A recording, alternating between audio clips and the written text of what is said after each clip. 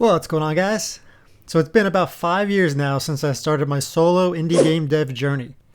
Other than playing video games my entire life, I had zero knowledge in programming, art, animation, 3D modeling, music, level design, etc. However, I've always had the passion and desire to make my dream game one day, so in 2018 I decided to begin this journey. I told myself I would not stop until the game was completed to the level of quality I envisioned. So as we near the end of 2023, I thought it would be fun to take a look back on my 5-year journey so far. I've made thousands of mistakes, which have been extremely stressful at times. However, I cannot put into words how rewarding it is to overcome difficult challenges and finally be able to achieve something you once thought impossible. I'm not gonna lie, doubt still creeps into my head every time I try something new, but funny enough, it's always the same process. I get inspired by a game mechanic, a system, or an art style. My immediate thought is, there's no way I'll ever achieve that because I'm not good enough. I attempt it anyway, but often get discouraged as I'm trying to achieve it too quickly. I then take a step back and break it out into smaller steps I can learn from and build upon. With each step I complete, my confidence grows, and that once monumental task actually becomes an achievable goal. Even better, once I achieve the goal, I often find myself coming up with even better ideas to further improve upon it. Although game dev tasks seem to be much different, such as art and programming, this process actually works very much the same regardless of the category. So in this video, I want to share how I've used this process to progress my game dev skills over the past 5 years. So let's start back in 2018. I didn't even know what 3D modeling was. All I knew was I wanted to make a 3D game with an art style somewhere between Harvest Moon and Fable. I did some research and learned that I would need to choose a 3D game engine to get started. The most popular ones I learned about were Unity and Unreal Engine. I decided to go with Unity as it seemed more user-friendly for new aspiring game developers. I also learned that pretty much everything in a game is called an asset, whether it's a simple rock or a fully textured and animated character. I found I could either buy assets or I could make them on my own.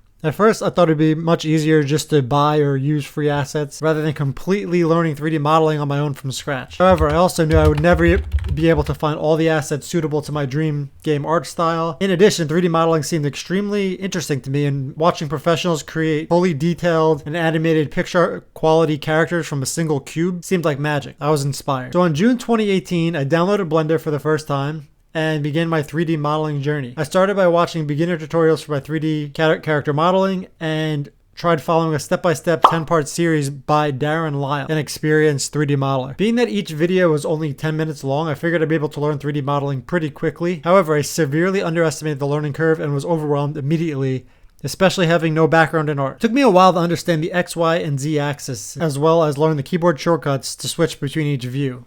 I learned how to add 2D images or drawing into the scene to use as a reference for front, side, and back views. This was helpful to see the model proportions and what they should be from each angle. Continuing along in the tutorials, I learned fundamental concepts such as extruding mesh, manipulating vertices, and scaling edges or faces where needed. Early on, this felt extremely tedious considering that just a single 3D model could have thousands, even hundreds of thousands of tries. But learning about keyboard shortcuts and special modifiers really helped speed up the process. For example, E to extrude, S to scale, Control R allows you to create loop cuts in the mesh. Some helpful modifiers include the mirror modifier, which allows you to model half of the character and it mirrors the other half for you, while the subdivision surface modifier doubles the faces to get a higher quality looking model. Although you have to be careful with adding too many polygons on a model, as it can slow the performance of your game. Over the next 6 months, I finally finished my first character. I thought it was going to take me 2 weeks, but it took me about half a year. But in that time, I learned how to rig and animate before dropping him into Unity. I further improved my 3D modeling skills by attempting to create other objects such as a fence, treasure chest, trees, and even animals. During these 6 months, I also learned programming by following Bracky's Unity tutorials. Honestly, it was extremely frustrating at first because all I want to do is drop my character in and immediately have him running around and interacting with the other assets I created. However, being that I had zero programming knowledge, I didn't even know what a variable was. I took a step back and watched a bunch of beginner C# tutorials to understand the basics, such as variables, methods, if-then statements, and for loops. Using this knowledge, I was able to complete basic C# exercises I found online. The first one was write a C# script program to print hello and your name in a separate line. And I barely even knew how to do that early on.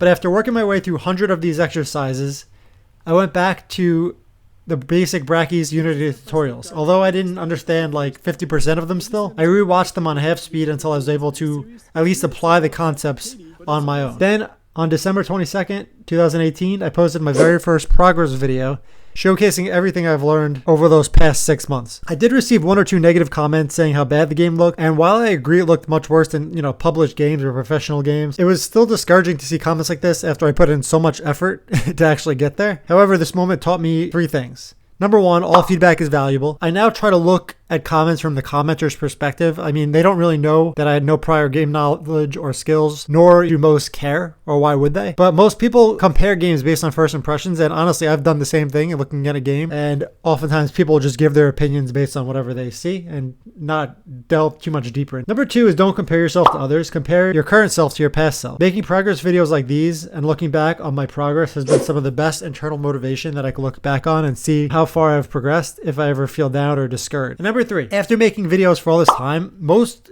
comments are positive and encouraging from you guys. Since my first video, about 99% of the comments I received have been positive, collaborative, helpful, and encouraging, which has been awesome. I've even received comments from people where I've actually inspired them, which is even crazier. Looking back, I feel like I've made huge leaps in only 6 months. I created a character, I rigged and animated him, and then created a player controller to use WASD movement within Unity while syncing up a walk animation. I made animals and even a dog that could follow the player.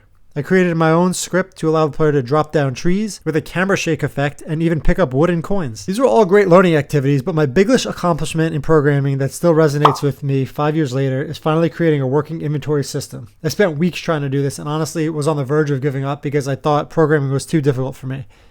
I was stressing myself out for weeks, trying different methods, watching tutorials, and making mistakes every day. However, when I finally pressed play, picked up the item, and saw it show up in my inventory UI, it was probably one of the best feelings in the world. It was at this point I realized that if I was able to overcome this challenge, which I thought was impossible, I could overcome any challenge with the end goal of finally creating the dream game I've always envisioned. With this new acquired confidence and motivation, I set out attempting to create systems and 3D models to the best of my ability. I started by creating a basic farming system by creating a tilling animation for my character. I then learned I could just change the texture or material of a mesh to simulate the player tilling dirt and changing it into tilled soil. I followed the same process to make it appear like the tiles have been seeded and watered. In the following weeks, I also learned about lighting in Unity and created a script to simulate a day-night cycle. I even made a few 3D models for tomato plants and corn plants to simulate each stage of growth.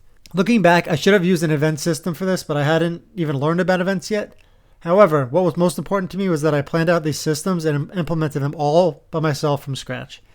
I was extremely proud to accomplish this in less than a year of starting my journey. For the remainder of my first year, I focused on creating systems on features I was most interested in.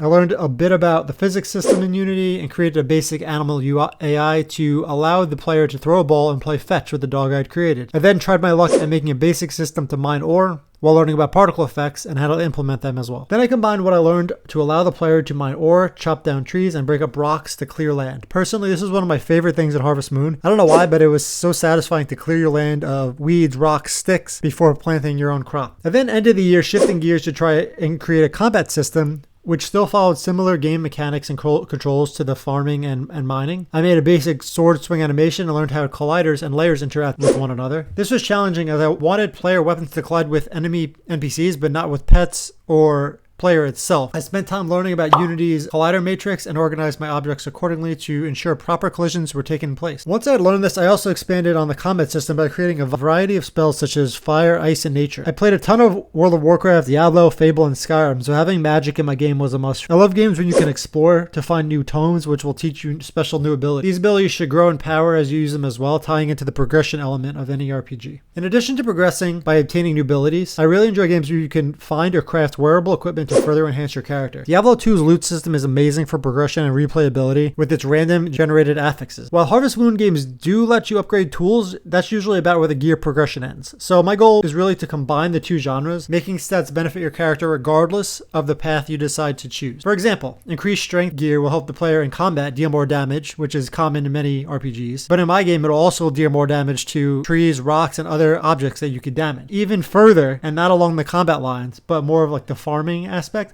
strength will actually help the player pick up objects such as animals and rocks. Luck will increase your chance of critical strikes as well as provide a chance to find rarer loot or encounter special events with NPCs or even animal NPCs within the world. These stats will increase through leveling up, gear bonuses, and permanent passive increases by completing activities found throughout the game. Personally, I've yet to find a game that combines all these elements, so it's my goal to ensure my game will. June 2019, 1 year since I started, I combined everything I'd learned to that point to the best of my ability. Week to week, you kind of forget your past accomplishments, so putting everything together in one year-end video was really a shock to me. I created an inventory system to pick up items and harvest crops. I created a basic NPC shop and currency manager to handle the buying and selling of items and equipment. I created animals in Blender and programmed basic AI as well as the ability for the player to interact with them. This included playing fetch, feeding chickens and cows with some particle effects which trigger upon success. I created a basic melee and spell combat system which worked well with my equipment system. Equipping gear not only showed on the character, but the affixes also increased stats, which translated into more player power. Strength increased physical abilities, spirit increased regeneration, luck increased encounters and critical strike, agility for speed, intellect for spell damage, and fortitude for resistances. In addition, I made a ton of crops and tree models the player can eventually grow, a fishing system, and even horse riding. Honestly, looking back now, I'm impressed with what I had accomplished from knowing basically nothing a year prior. And over the next 4 years, I followed a very similar process, improving whatever feature or mechanic I was most inspired or motivated to improve on each week. Here are my top 4 most improved features. Number 1 on the list here is the character creator.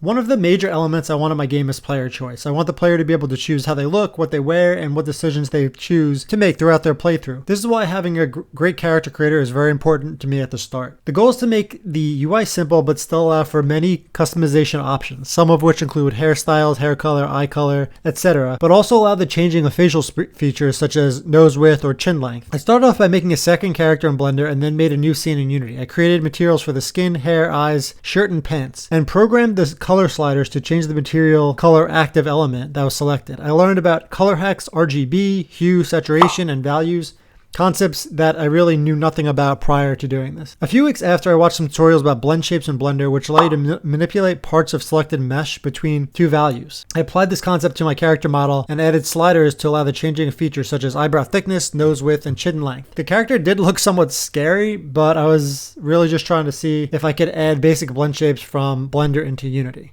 and get that system working. So from 2019 to 2022, I continued to improve my 3D modeling skills. I created other models to improve my skills, learning about proper topology, edge flow, and even smooth shading, all of which are important when you're trying to animate a character and have the mesh flow properly. So in 2022, I revisited my character creator scene to create an improved model and added additional blend shapes. Although the character did not look game ready still, it was much improved from my first and second attempt. I created a few temporary hairstyles the player can choose from.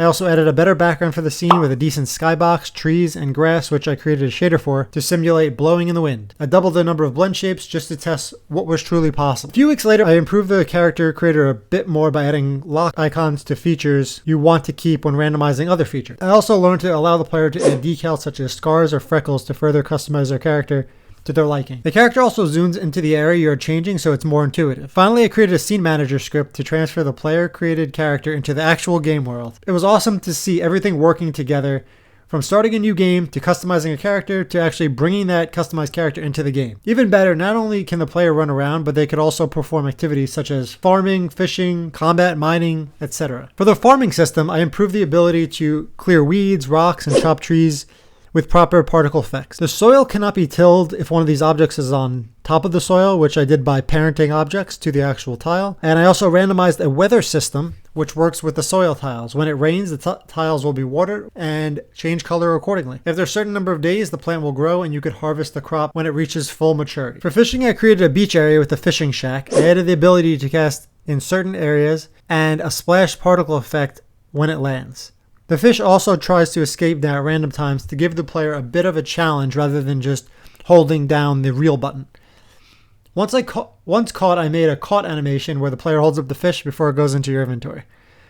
Still a lot to be improved upon, but I'm happy of where I've come since 2018. Number 4, we have spells.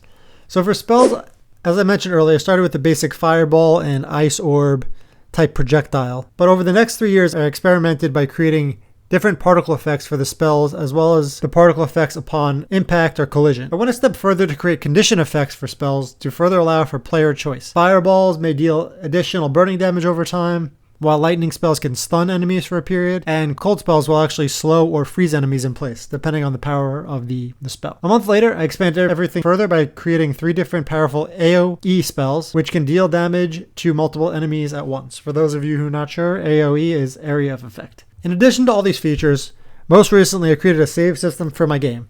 This will save the player's clothes, appearance, the current date, time, weather, and inventory. Now, while I have so many features already in the game, my current goal is to take a step back, actually. While these features will be in the core game, the last thing I want to do is overwhelm the player right off the bat. Personally, my goal is to slowly introduce the player into the game as if it was my grandma who was playing for the first time. I definitely don't want walls of text explaining how to move and interact, but rather make it as simple and as intuitive as possible. Therefore, currently I'm working on one simple scene which will serve as an intuitive tutorial. The player should learn the basics such as moving, picking up items, and interacting. This scene will also serve to provide some background on the story without giving much away. The player should be interested enough in learning and exploring more based on the brief dialogue with the first NPC they counter. So just for a little bit of background, my current plan is that the player will start out in this rundown village, and the first NPC they speak to will tell them he thinks the recent destruction of the village was due to natural disasters, but the weather patterns do seem kind of strange. So as the player explores more, they'll learn more about the other NPCs, each of which will have their own perspective and opinion as to what's going on. The player will have to piece everything together before they truly understand what has occurred. It is at this point the player will need to decide which path they want to choose. Once I have the first tutorial scene working and savable without any bugs, I'll create a second one. The second scene will introduce another NPC, a few more mechanics, and features which will build off the tutorial scene. My goal is to follow this process until all mechanics have been introduced to the player. I'll post another update video once I complete the first tutorial scene and play it myself until everything is working as intended. I also want some family members to try it, hopefully by Christmas. Thank you for watching, for everyone who's followed along all this time, and stay tuned. I'm doing my best to get a very first demo out soon. So thank you for everyone who's watched this video to the end and commented on my previous videos. I appreciate all the support.